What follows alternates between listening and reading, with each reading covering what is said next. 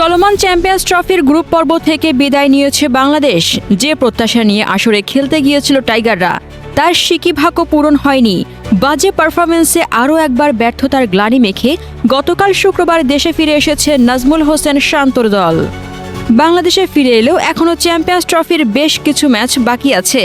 তাই পয়েন্ট টেবিলের ঠিক কত নম্বর থেকে আসর শেষ হবে বাংলাদেশের, সেটা অনেক কিছুর উপর নির্ভর করছে, বিশেষ করে আজকের ম্যাচের ওপর। আজ শনিবার গ্রুপ পর্বের ম্যাচে দক্ষিণ আফ্রিকার মুখোমুখি হবে ইংল্যান্ড। ভিন্ন গ্রুপের দুই দলের খেলা হলেও এই ম্যাচের ফলাফলের সঙ্গে বাংলাদেশের সম্পর্ক রয়েছে। আসর থেকে টাইগারদের ইতিমধ্যেই বিদায় হলেও কততম স্থানে থাকবে তারা, সেটা আজকের ম্যাচের পর নির্ধারিত হবে। ইংল্যান্ড যদি আজকে হেরে যায় তাহলে কোনো পয়েন্ট ছাড়াই আসর শেষ করবে তারা। এই ক্ষেত্রে দুই গ্রুপ মিলিয়ে তাদের অবস্থান হবে পয়েন্ট টেবিলের তলানিতে, অর্থাৎ অষ্টম স্থান থেকে আসর শেষ করবে তারা। ফলে বাংলাদেশের স্থান হবে ষষ্ঠ, কারণ পাকিস্তানের চেয়ে নেট রান রেটে এগিয়ে আছে বাংলাদেশ। আর ষষ্ঠ স্থানে থেকে আসর শেষ করার জন্য প্রাইজ মানি হিসেবে $3,50,000 বা $4,22,88,000 টাকা পাবে বাংলাদেশ।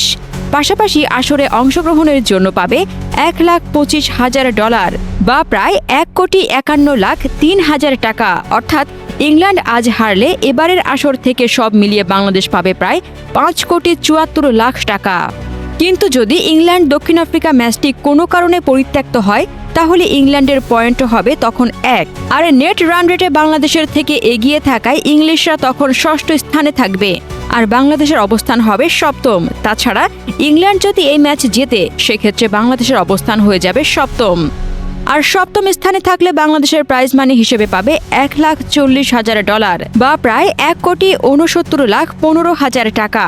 পাশাপাশি আসরে অংশগ্রহণের জন্য পাবে $1,25,000 বা প্রায় $1,51,03,000 টাকা।